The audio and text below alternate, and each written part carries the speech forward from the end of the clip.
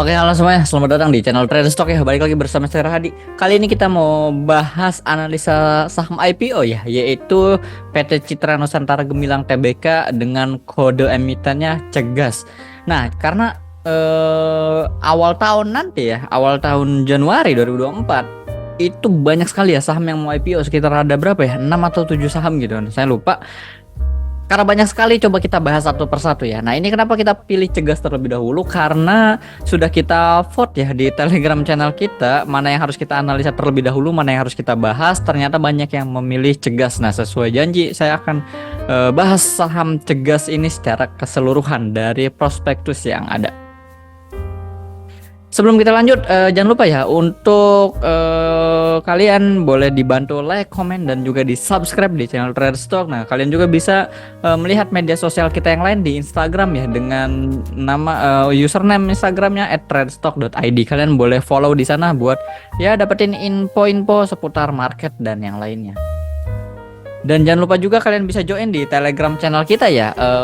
Di Trade Stock Channel, linknya itu ada di deskripsi. Kalian langsung aja ke deskripsi, klik linknya, nanti langsung otomatis join di channel Telegram kita. Nah, di sana kalian bakal dapetin banyak sekali informasi seputar saham, ada rekomendasi juga setiap harinya. Jadi pokoknya lengkap banget. Nah, jangan lupa kalian join di sana. Nah, kemudian ini yang gak kalah penting, saya mau menginformasikan bahwa kalian silahkan ya bisa buka rekening Palburi Sekuritas melalui cabang Trade Stock. Nah, kenapa harus di cabang Trade Stock? Karena di cabang kita kalian bisa mendapatkan benefit, yaitu grup VIP nasabah, yang mana kalian akan dapetin rekomendasi saham setiap harinya. Dan juga kalian bisa join di program 100 juta portfolio kita ya, dimana kita trading modal 10 juta untuk mencapai 100 juta portfolio. Nah, di sana kalian bisa langsung isi lihat portfolioku pribadi nih.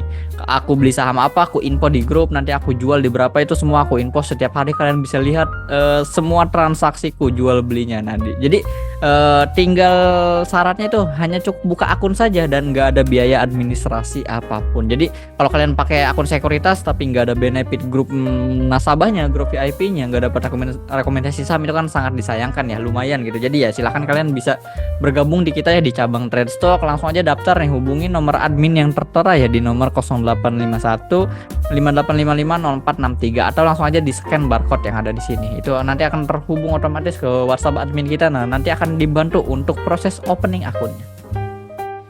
Oke, langsung aja kita bahas ya. Cegas nih, sebelumnya disclaimer dulu. Jadi analisa yang diberikan ini itu sepenuhnya murni pandangan saya pribadi ya, berdasarkan pemahaman dan pengalaman yang saya miliki.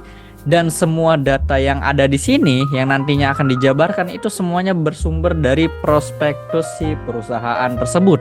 Nah, jadi investor trader, kalian harus berhati-hati ya terhadap semua analisa dan rekomendasi yang diberikan. Nah, silahkan nanti dianalisa ulang sesuai dengan metode dan analisa kalian masing-masing. Jadi semua ini sifatnya disclaimer on ya. Jadi bukan ajakan beli, ajakan jual, ini hanya informasi saja. Seperti itu ya. Oke. Langsung saja ya kita masuk ke yang paling pertama, yaitu kita masuk ke bagian background si perusahaannya. Nah, background perusahaannya apa sih? Nah, ini di sini ya bisa dilihat dia Cegas ini menjalankan usaha di bidang pengadaan listrik gas, uap air panas, dan juga udara dingin yang meliputi kegiatan distribusi gas alam dan buatan. Ini berarti ada di mungkin sektornya di energi ya, masuk ke sini kan, pengadaan listrik gas, uap air panas, dan udara dingin. Lalu menjalankan usaha di bidang perdagangan besar dan eceran, reparasi dan perawatan mobil dan sepeda motor yang meliputi kegiatan perdagangan besar bahan padat, cair, dan juga gas dan produknya DBI. Nah, lalu yang terakhir ini dia menjalankan usaha di bidang aktivitas keuangan dan asuransi yang meliputi kegiatan aktivitas perusahaan holding. Jadi ini merupakan perusahaan holding ya, yang mana dia punya anak perusahaan. Nah, itu dia jadi induknya ini. Jadi si induk perusahaannya. Makanya dia dinyatakan sebagai perusahaan holding. Nah, kita fokusnya ke kegiatan usaha yang utamanya ya ini menjalankan usaha di bidang pengadaan listrik dan gas ya. Berarti ini masuk ke sektor energi. Ini energi ya kalau salah. Nah, kita bagian penawaran umum saham. Oke, perseroan ini melakukan penawaran umum perdana saham sebanyak-banyaknya. Nih saham yang ditawarkan ya 531 juta lembar saham ya. biasa atas nama yang merupakan saham baru. Nah, bisa digarisbawahi ini merupakan saham baru ya. Jadi si perusahaan dia itu menerbitkan saham baru ketika mau IPO. Jadi bukan pengendalinya jualan ke retail atau bukan pemiliknya jualan ke retail. Nah, yang mana adalah perusahaan bikin saham baru jual ke retail dengan nilai nominal 50. Nah, modalnya 50. Setiap saham yang mewakili 30%. Jadi 30% saham baru itu diterbitin buat ke masyarakat. Jadi 30% porsinya. Dari modal yang telah ditempatkan dan disetor penuh dalam perseroan setelah penawaran umum perdana saham. Harga penawaran sebesar antara 284 sampai 338 per lembar saham ya. Nah, ini harganya ya, range areanya 284 sampai dengan 338. Kita nggak tahu nih sekarang dia di mana ya, karena masa book buildingnya sudah selesai tapi belum ada info lagi berapa nilai pastinya. Tapi range harganya 284, termurah dan termahalnya di 338. Nah, nilai penawaran umum perdana saham sebanyak-banyaknya sebesar mungkin dia akan meraup dana sekitar 179 miliar ya, kurang lebih segitu, sebesar segini ya kurang lebihnya untuk IPO ini dananya dapat. Nah, selain itu perseroan juga menerbitkan sebanyak 265 juta waran seri 1 sebesar 21,43% ya dari total jumlah. Nah, jadi ini kalian beli saham Cegas ini nanti akan dapat bonus waran. Biasa warannya ini kalian dapat setiap pemegang 2 saham yang ditawarkan berhak memperoleh 1 waran seri 1. Jadi 2:1. Setiap kalian misalkan beli sahamnya 10 lot, kalian dapat warannya itu 5 lot. Jadi 2:1. Nah, itu lumayan ya, cukup 2:1 tuh cukup besar, guys. 2:1 itu cukup besar karena kalau 1:1 tuh kayaknya jarang, bahkan nggak ada gitu. Nah, biasanya memang paling besar itu 2:1. Itu lumayan bagus ya. Kalau beli 100 lot dapatnya 50 lot waran. Nah, lumayan kan, itu gratisan, kita jadi ya uang gratis. Lumayan menarik, dapat waran 2:1 dari segi penawaran umum sahamnya. Nah, kemudian di sini ya bisa dilihat sebelum penawaran umum dan setelah penawaran umum perdana saham ya, ini yang sebelum, ini yang setelahnya. Kalau kita lihat mereka yang pengendalinya ini ya PT Petro Asia Energi, PT Dharma Mulia Jaya, PT Cipta dan PT Tirta Maritim Nusantara. Jadi semua PT ya. Nah, ya jumlah nilainya, jumlah sahamnya ini nggak ada yang berubah ya dari sebelum penawaran umum dan setelah penawaran umum nggak ada yang berubah, karena memang mereka nggak jualan nih, karena mereka menerbitkan, si perusahaannya menerbitkan saham baru. Nah, ini bagus. Nah, tapi ya di sini terdelusi ya, dari 46% jadi 32, dari 30% jadi 21, tapi jumlahnya itu tetap sama. Nah, di sini ya masyarakat 30%. Nah, 531 lot jumlah nominalnya di sini bisa dilihat ya. Nah, itu. Jadi sebelum dan setelah dari sisi pengendali sahamnya itu tetap, lembar sahamnya tetap. Nah, di sini bisa dilihat ya untuk warannya, karena kita ada bonus waran, jadi kita masukkan juga warannya. Ya, ini sebelum penawaran umum, setelah penawaran umumnya masih sama. Nah, waran seri 1 ya, waran seri 1 ada di 13%. Nah, ini masyarakat 26%. Jadi ini finalnya ya, final dari pemegang PT Petro, PT Dharma, PT Cipta, PT Tirta. Jumlah sahamnya persentasenya PT Petro 28%, PT Dharma 18,6%, PT Cipta Nyata Gemilang 7,91%, dan terakhir PT Tirta Maritim jumlah sahamnya 6,21%. Masyarakat 26,09 dan waran seri satunya 13,04%. Nah, itu. Nah, ini yang menarik lagi ya, kalau kita lihat dari ada surat pernyataan ya. Surat pernyataan yang dibuat itu tanggal 29 Agustus, surat pernyataan dari PAE, DMZ, TMN dan CING itu tanggal 29 Agustus 2023 selaku pemegang saham perseroan. Nah, ini selaku pemegang saham perseroan ya, mereka ini gitu ya. PAE ini ya, Petro Asia Energi disingkat PAE, DMZ ini Dharma Mulia Jaya, TMN ini Tirta Maritim Nusantara ya. Jadi Nacing ini Cipta Nyata Gemilang. Jadi mereka nih. Jadi ya apa sih PAE DMZ ini singkatan dari si pemiliknya ya. Jadi selaku pemegang saham perseroan menyatakan untuk tidak mengalihkan. Nah, mereka udah berjanji nih, udah membuat surat pernyataan untuk tidak mengalihkan baik sebagian maupun seluruh saham-sahamnya. Jadi sama sekali mereka tidak akan menjual sebagian ataupun keseluruhan yang dimiliki dalam perseroan sampai dengan 12 bulan. Nah, padahal kalau dari aturan resmi OJK ya, di POJK itu nomor, aduh saya lupa tahunnya, pokoknya tahun 2017 ya, nomor berapa itu biasanya masa lock up itu 8 bulan. Nah, tapi mereka ini sepertinya akan sampai di 12 bulan ya, sesuai surat pernyataan yang sudah mereka buat sebelumnya. Berarti memang mereka seperti ini, memang mereka yakin nih dengan si perusahaannya bahwa memang sepertinya ini perusahaan bagus, jadi mereka ya udah siap untuk masa lock up hampir 1 tahun. Nah, yang seperti ini bagus. Kenapa? Karena akan terhindar nih dari si pengendali, si pemegang saham yang mau jualan di hari pertama itu akan terhindar karena mereka nggak akan bisa jualan. Harus nunggu sampai kalau dilihat dari surat pernyataan ini 12 bulan ya atau 1 tahun. Nah, ini cukup bagus. Cukup bagus ya, dari penawaran umum perdana sahamnya cukup menarik. Kemudian kita lihat dari penggunaan dana IPO. Nah, uang yang dihasilkan dari menjual saham ke masyarakat sekitar 30% tadi, itu dananya 90% nanti akan digunakan untuk pembayaran dalam rangka pembangunan LNG station atau liquid natural gas di Galian Field Tambun di Bekasi ya. Karena memang si perusahaan ini beralamatnya di Kalimalang, Bekasi. Jadi Galian Field Tambun Zone 7 Regional 2. Nah, lalu sisanya 10% ini untuk modal ya, modal kerja. Akan digunakan perseroan untuk modal kerja. Nah, perseroan seperti biaya operasional perseroan, pembelian gas, sewa gas transportasi modul atau GTM, sewa alat transportasi dan distribusi. Nah, lalu penggunaan dana ini dikategorikan sebagai OPEX ya. Nah, ini cukup menarik ya, dari penggunaan dana IPO-nya nggak ada untuk bayar hutang. Biasanya yang kurang bagus itu kalau dana IPO dipakai bayar hutang. Nah, kalau seperti itu jadi si perusahaan tuh nggak bisa ekspansi. Nah, kalau seperti ini 100% uang yang dihasilkan dari IPO ini 100% untuk ekspansi perusahaan, untuk meningkatkan ya kualitas si perusahaan tersebut. Jadi ya memang cukup bagus dari penggunaan dana IPO ini.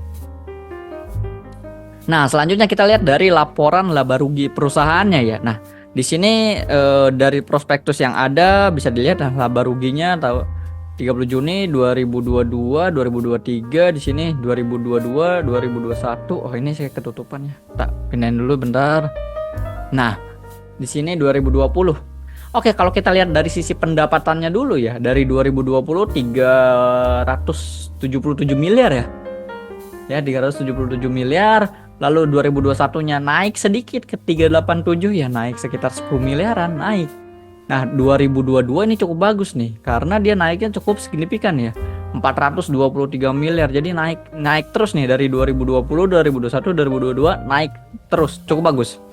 Nah, tapi 30 Juni dari 2022 ya, 30 Juni 2022 ini 215 miliar. Nah, tapi sampai ke 2023 dia turun pendapatannya. Kayak gitu. Nah, yang di sini 2021 22 Desember ini bagus, naik. Ini naik dah, tapi dari sini dia mulai menurun dari sisi pendapatan. Sebenarnya bagus nih dari tahun 2022 ini cukup bagus karena pendapatannya tertingginya dia ada di 2022 di sini ya, Desember 423 miliar. Saya pindahin lagi bentar. Nah, selanjutnya langsung aja kita lihat ya dari laba si perusahaannya. Karena ini kalian bisa cek ya, bisa sambil lihat. Kita fokus ke sini. Total laba komprehensif didistribusikan kepada pemilik entitas induk. Kalau kita lihat di sini tahun 2020 malah dia rugi bersih. 3 miliar ya, 3,8 miliar rugi bersihnya.